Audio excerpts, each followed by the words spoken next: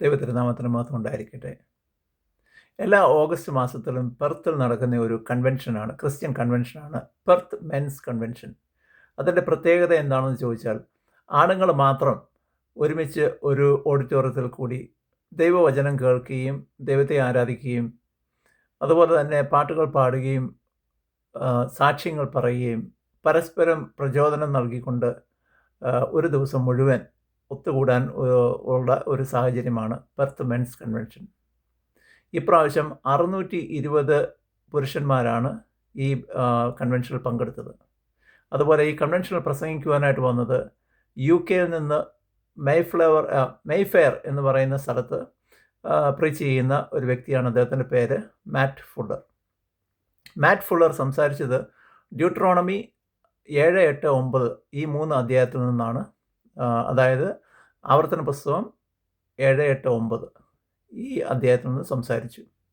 അപ്പോൾ ഇദ്ദേഹത്തിൻ്റെ topic മർമേഴ്സ് of the heart, അല്ലെങ്കിൽ ഹൃദയത്തിൻ്റെ മർമ്മരങ്ങൾ എന്നുള്ള ടോപ്പിക്കായിരുന്നു. ഹൃദയത്തിൻ്റെ മർമ്മരങ്ങൾ ഒരു തിയോളജിക്കൽ ഫ്രേസാണ്. അതുകൊണ്ട് ഉദ്ദേശിക്കുന്നത് നമ്മുടെ സ്പിരിച്വൽ ജീവിതത്തിൽ നമുക്കുണ്ടാകുന്ന സംശയങ്ങൾ, അവിശ്വാസം, ഇങ്ങനെയുള്ള കാര്യങ്ങൾ നമ്മുടെ ഹൃദയത്തിൽ നിറഞ്ഞു പൊങ്ങുന്ന ആ ഒരു ചിന്ത, അതിനാണ് മർമേഴ്സ് ഓഫ് ദ ഹാർട്ട് എന്നുകൊണ്ട് തിയോളജിക്കൽ ഫീൽഡിൽ അറിയപ്പെടുന്ന ഫ്രേസ്.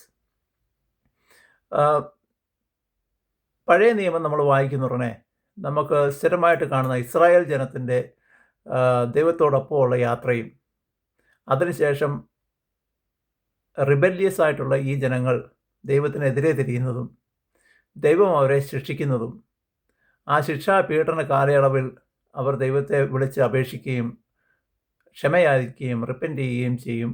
അപ്പോൾ ദൈവം വീണ്ടും അവരെ വിടുവിക്കും. വിടുവിച്ച് കഴിഞ്ഞ് വീണ്ടും ഇതേ സൈക്കിൾ തന്നെ തുടരും. അവർ സൗഭാഗ്യ കാലാവസ്ഥയിൽ കൂടെ പോകുമ്പോൾ വീണ്ടും റിബൽ ചെയ്യും, ദൈവം അവരെ ശിക്ഷിക്കും, വീണ്ടും ദൈവത്തോട് കേണപേക്ഷിക്കും, ദൈവം അവരെ രക്ഷിക്കും. ഈ ഒരു സൈക്കിൾ ഇങ്ങനെ കടന്നു പോയിക്കൊണ്ടേയിരിക്കും. പഴയ നിയമം നമ്മൾ വായിക്കുമ്പോൾ എനിക്ക് പലപ്പോഴും ഒരു ആവർത്തന വിരസത തോന്നുന്ന ഒരു ഭാഗമാണ് ഈ എക്സഡസ് എന്ന് പറഞ്ഞ ബുക്ക്, ഡ്യൂട്രോണമി, ക്രോണിക്കിൾസ്.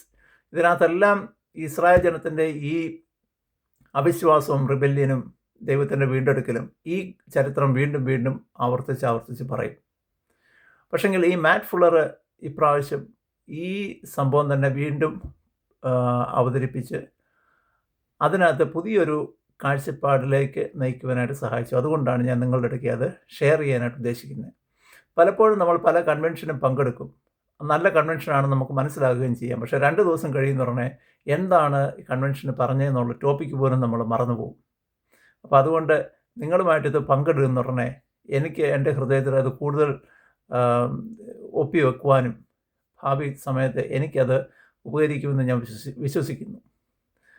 ആദ്യമായിട്ട് ഡ്യൂട്രോണമി 7-ാം അധ്യായത്തിൽ മോശയോട് ദൈവം പറയുകയാണ്, നിങ്ങൾ കനാൻ ദേശത്തേക്ക് കടന്നു ചെല്ലുമ്പോൾ അവിടെ നിങ്ങളെക്കാളും ശക്തരായിട്ടുള്ളവരും അതേപോലെ നിങ്ങളെക്കാളും എണ്ണത്തിൽ കൂടിയതുമായിട്ടുള്ള പല വിജാതീയ ജനങ്ങളും താമസിക്കുന്നുണ്ട്.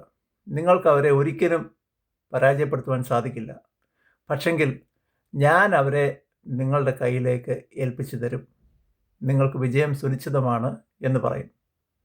അവർ വിശ്വാസത്തോടെ പോകുന്നു, ആ വലിയ ജനതയെ തോൽപ്പിക്കുന്നു, കനാൻ ദേശം കൈവശപ്പെടുത്തുന്നു. ഈ മർമേഴ്സ് ഓഫ് ദ ഹാർട്ട്, നമ്മളുടെ ഹൃദയത്തിൽ പലപ്പോഴും ദൈവം നമുക്ക് തന്നിട്ടുള്ള വാഗ്ദാനങ്ങൾ, വാഗ്ദത്തങ്ങൾ, അതുപോലെ തന്നെ ദൈവം നമ്മളെടുക്കെ അനുസരിക്കുവാനായിട്ട് പറഞ്ഞ കമാൻഡ്മെൻറ്റ്സ് ഇതുണ്ട്. പക്ഷെങ്കിൽ നമ്മളൊരു പുതിയ സാഹചര്യത്തിലോട്ട് ചെല്ലുന്നുടനെ, പ്രത്യേകിച്ച് ഞങ്ങളൊക്കെ നാട്ടിൽ നിന്നും മാറി മറ്റ് സ്ഥലങ്ങളിൽ താമസിക്കുന്നുടനെ, പുതിയ സ്ഥലത്തേക്ക് വരുന്നുടനെ അവിടെ ഓൾറെഡി എസ്റ്റാബ്ലിഷ് ചെയ്ത നിയമങ്ങളും അവർ പാലിക്കുന്ന കുറച്ച് ആചാരങ്ങളും ട്രഡീഷൻസും ഒക്കെ ഉണ്ട്. പല സമയത്തും നമ്മൾ പുതിയതായിട്ട് വരുന്നുടനെ അവിടെയുള്ള പ്രബലമായിട്ടുള്ള ആചാരങ്ങളുമായിട്ട് നമ്മൾ കോംപ്രമൈസ് ചെയ്യാൻ ചില സമയത്ത് നമ്മൾ അറിഞ്ഞുകൊണ്ട് അങ്ങനെ കോംപ്രമൈസ് ചെയ്യും, നമുക്കൊരു അഡ്വാൻസ്മെൻറ്റ് കിട്ടുവാൻ വേണ്ടി സോഷ്യലി. അല്ലെങ്കിൽ ചിലപ്പോൾ നമ്മുടെ മനസ്സില്ല എങ്കിൽ പോലും നമ്മൾ കോംപ്രമൈസ് ചെയ്യാനായിട്ട് നമ്മൾ നിർബന്ധിതരാകും. അപ്പോൾ ഇവിടെ നമ്മുടെ ജീവിതത്തിൽ ആപ്ലിക്കബിളായിട്ടുള്ളത് നമ്മളുടെ വിശ്വാസം നമ്മൾ ഉറപ്പിച്ച് നിർത്തുന്നുണ്ടോ? Are we standing firm? അതോ ഒരു കോംപ്രമൈസിലേക്ക് പോവുകയാണോ? ദൈവത്തിൻ്റെ നിയമങ്ങൾ എന്ന് പറയുന്നത് അതിനകത്ത് ഒരു കോംപ്രമൈസ് ഏരിയ ഇല്ല, ഒരു ചാൻസുമില്ല. അത് ദൈവം ആബ്സല്യൂട്ട് ആയതുകൊണ്ടും ദൈവം എല്ലാത്തിൻ്റെയും അവസാന വാക്കായതുകൊണ്ടും ശരിയും തെറ്റും കൃത്യമായിട്ട് പറഞ്ഞിട്ടുണ്ട്. അത് ഒരു ബ്ലാക്ക് ആൻഡ് വൈറ്റ് എന്നുള്ള രീതിയിൽ തന്നെ പറഞ്ഞിട്ടുണ്ട്. ഇതിനിടയ്ക്കുള്ള ഒരു ഗ്രേ ഏരിയ ഇല്ല ദൈവത്തിൻ്റെ നിയമത്തിനകത്ത്. അപ്പോൾ നമ്മൾ കോംപ്രമൈസ് ചെയ്യുക എന്ന് പറഞ്ഞു കഴിഞ്ഞാൽ നമ്മൾ ആ ഒരു ഗ്രേ ഏരിയയിലോട്ട് പോവുകയാണ്. അങ്ങനെ ഗ്രേ ഏരിയയിലോട്ട് പോകുവാനായിട്ട് നമ്മളെ പുഷ് ചെയ്യുവാണെങ്കിൽ അത് നമ്മുടെ മനസ്സിൽ നമ്മൾ ആ ഒരു ചിന്ത വരും. അതായത് ഈ കോംപ്രമൈസിലേക്ക് പോകുക എന്നുള്ള ചിന്ത, അത് മെർമേഴ്സ് ഓഫ് ദ ഹാർട്ടാണ്. നമ്മളത് പ്രത്യേകം തിരിച്ചറിയുക. ദൈവം നമുക്ക് തന്നിട്ടുള്ള വാഗ്ദത്തങ്ങൾ, അതായത് എന്നിൽ വിശ്വസിക്കുന്ന ആൾക്കാർക്ക് നിത്യജീവൻ ഉണ്ടാവും, എന്നിൽ വിശ്വസിക്കുന്ന ആൾക്കാരെ ഞാൻ മക്കൾ എന്ന് ഞാൻ വിളിക്കും. അങ്ങനെ ഓരോ വാഗ്ദത്തങ്ങളും ഉണ്ട്. അതിനകത്ത് ഒരിക്കലും നമ്മൾ സംശയിക്കാതെ ദൃഢമായിട്ട് നിൽക്കുവാനായിട്ടുള്ള ഒരു ആഹ്വാനമാണ് ഡ്യൂട്രോണമി ചാപ്റ്റർ 7 നിന്ന് എനിക്ക് ലഭിച്ചത്. ഡ്യൂട്രോണമി ചാപ്റ്റർ 8 പറയുന്നത് വാഗ്ദത്ത ദേശത്ത് പ്രവേശിച്ചതിന് ശേഷം സമ്പൽ സമൃദ്ധി ദൈവം പ്രോമിസ് ചെയ്തിരുന്നു, അതവർക്ക് കൊടുത്തു. സമ്പൽ സമൃദ്ധി കിട്ടിയപ്പോഴത്തേക്കിനും ജനങ്ങൾ എൻ്റെ കഴിവുകൊണ്ടാണ് എനിക്കിതെല്ലാം ലഭിച്ചത് എന്നുള്ള ചിന്ത അവർക്ക് വന്നു. അപ്പോൾ ദൈവം പറയുന്നതാണ്, ആ ചാപ്റ്റർ 8 പറയുന്ന കീ വേർഡ്സ് ഇതാണ്: remember how I saved you from the Pharaoh, remember how I took you across 40 years to come to the promised land. അതുപോലെ തന്നെ do not forget what I have done for you. ദൈവം പ്രത്യേകം പറയുന്നതാണ്, ഒരിക്കലും നീ മറക്കരുത് ഞാൻ നിനക്ക് വേണ്ടി ചെയ്ത കാര്യം. അപ്പോൾ ഈ ആധുനിക കാലത്ത് ജീവിക്കുന്ന നമ്മൾ ഒത്തിരി സൗഭാഗ്യങ്ങൾ നമ്മൾക്കുണ്ട്. നമ്മൾ കഠിനാധ്വാനം ചെയ്ത് ഒത്തിരി നേട്ടങ്ങളൊക്കെ കൊയ്യും. ഒരിക്കലും വിചാരിക്കരുത് എൻ്റെ മിടുക്കുകൊണ്ടാണ് എനിക്കിത് ലഭിച്ചതെന്ന്. ഏത് മനുഷ്യനും ഉറച്ചു നിന്നാൽ ഒരു ശ്വാസം മാത്രം. അപ്പോൾ ഇത് വേദഭാഗത്തു നിന്നും വായിച്ചിട്ടുണ്ട്, നമുക്കിതെല്ലാവർക്കും അറിയാം. പക്ഷെങ്കിൽ മെർമേഴ്സ് ഓഫ് ദ ഹാർട്ട് എന്ന് പറഞ്ഞാൽ എൻ്റെ കഴിവുകൊണ്ടാണ് ഞാനിത് നേടിയിരിക്കുന്നത്, എൻ്റെ പ്രയത്നത്തിൻ്റെ ഫലമാണ് ഈ കാണുന്ന വീടും ഈ കാറും ഈ സൗഭാഗ്യങ്ങളെല്ലാം. ആ മർമർ ഓഫ് ദ ഹാർട്ട് നമ്മൾ തുടച്ച് നീക്കണം. എന്നിട്ട് ദൈവമില്ലാതെ എനിക്കൊന്നും സാധിക്കുന്നില്ല എന്നുള്ള ആ പരമസത്യം നമ്മുടെ മനസ്സിലേക്ക് കൊണ്ടുവരണം. അതാണ് ഡ്യൂട്രോണമി ചാപ്റ്റർ 8 നിന്ന് എനിക്ക് മനസ്സിലായത്. ഡ്യൂട്രോണമി ചാപ്റ്റർ 9 അതിനകത്ത് പറയുന്നത്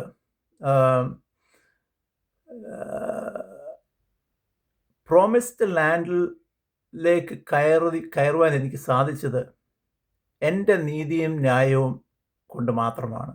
ഞാനൊരു നീതിമാൻ ആയതുകൊണ്ടാണ് എനിക്ക് വാഗ്ദത്ത ദേശത്തിലേക്ക് കടക്കുവാനായിട്ട് സാധിച്ചത് എന്നുള്ള തെറ്റായ ആ ചിന്ത, അതാണ് നമ്മുടെ മർമർ. അപ്പം ദൈവം പറയുന്നുണ്ട്, ഓർക്കുക, മോശയാണെങ്കിൽ കൽപ്പലകയിൽ കമാൻഡ്മെൻറ്റ്സ് എഴുതിക്കൊണ്ട് താഴെ വന്നു, സീനായ് മലയുടെ താഴെ വന്നപ്പോൾ കണ്ടത് എന്താണ്? അഹരോൻ്റെ നേതൃത്വത്തിൽ ജനങ്ങൾ സ്വർണ്ണ കാളക്കുട്ടി ഉണ്ടാക്കി അതിനെ ആരാധിക്കുന്ന കാഴ്ചയാണ്. അപ്പോൾ ദൈവം ഏറ്റവും ഡിറ്റസ്റ്റ് ചെയ്യുന്ന ഒരു കാഴ്ചയാണ് കാണുന്നത്, മറ്റുള്ള അന്യദേവനെ, ഇല്ലാത്ത ദൈവത്തെ ആരാധിക്കുന്ന ആ കാഴ്ച. അപ്പോൾ ദൈവം ക്ഷോഭിച്ച് മോശയോട് പറഞ്ഞു, ഞാൻ ഇവരെ എല്ലാം നശിപ്പിക്കാൻ പോവുകയാണ്. They are rebellious, they are stiff necked, ഇവരൊരിക്കലും നന്നാകില്ല, ഞാൻ അവരെ മുഴുവൻ നശിപ്പിക്കാൻ പോവുകയാണ്. അപ്പോൾ മോശ ദൈവത്തിൻ്റെ കാല് പിടിച്ച് ദൈവത്തോട് യാചിക്കുകയാണ്. ഒരു ഇൻ്റർസെഷനാണ് നടക്കുന്നത്, ഒരു മധ്യസ്ഥത. പറയുന്നു, ഇത് നിൻ്റെ ജനമാണ്, നീ തന്നെയാണ് പറഞ്ഞത് ഇത് നിൻ്റെ ജനമാണെന്ന്, നീ തന്നെയാണ് പറഞ്ഞത് ഞാൻ നിങ്ങളുടെ ദൈവമാണെന്ന്. അങ്ങനെ പറയുന്നവരെ എങ്ങനെയാണ് നിനക്ക് കൈയൊഴിയാൻ സാധിക്കുന്നത്?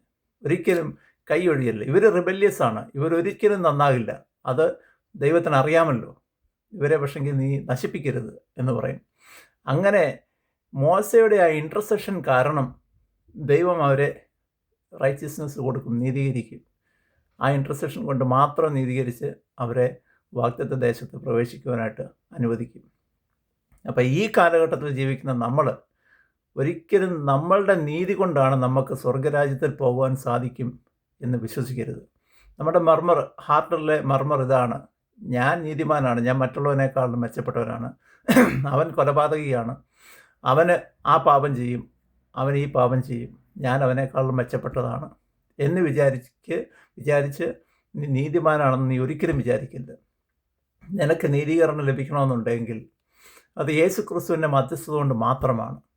യേശുക്രിസ്തു ക്രൂശിൽ നമ്മുടെ പാപത്തിന് പരിഹാരമായി മരിച്ചതുകൊണ്ട് മാത്രമാണ് നമുക്ക് നീതീകരണം ലഭിക്കുന്നത്. അപ്പോൾ നീ സ്വന്തമായിട്ട് നിനക്ക് നീതീകരണം കിട്ടും എന്നുള്ള ആ ഒരു ഹൃദയവിചാരം നീ ഒഴിവാക്കുക. അപ്പോൾ ഈ 3 കാര്യങ്ങളാണ് എനിക്ക് ഈ കൺവെൻഷനിൽ കൂടെ ലഭിച്ചത്. ഒന്ന്, ദൈവത്തിൻ്റെ കമാൻഡ്മെൻറ്റ്സ് അനുസരിക്കാനുള്ളതാണ്, അത് കോംപ്രമൈസ് ചെയ്യാൻ ഉള്ളതല്ല. 2, നമുക്ക് സൗഭാഗ്യങ്ങൾ ലഭിക്കുന്ന ഉടനെ അത് എൻ്റെ ഗുണം കൊണ്ടാണ് ലഭിച്ചത്, എൻ്റെ കഴിവ് കൊണ്ടാണ് എന്നുള്ള ചിന്ത ഒഴിവാക്കുക. 3, നീതീകരണം ലഭിക്കുന്നത് യേശുക്രിസ്തുവിൻ്റെ മധ്യസ്ഥത കൊണ്ട് മാത്രമാണ്, നമ്മുടെ കഴിവ് കൊണ്ടല്ല. ഇത് നിങ്ങൾക്കും ഉപകരിക്കപ്പെടട്ടെ എന്ന് പ്രാർത്ഥിച്ചുകൊണ്ട് ഞാൻ നിർത്തുന്നു.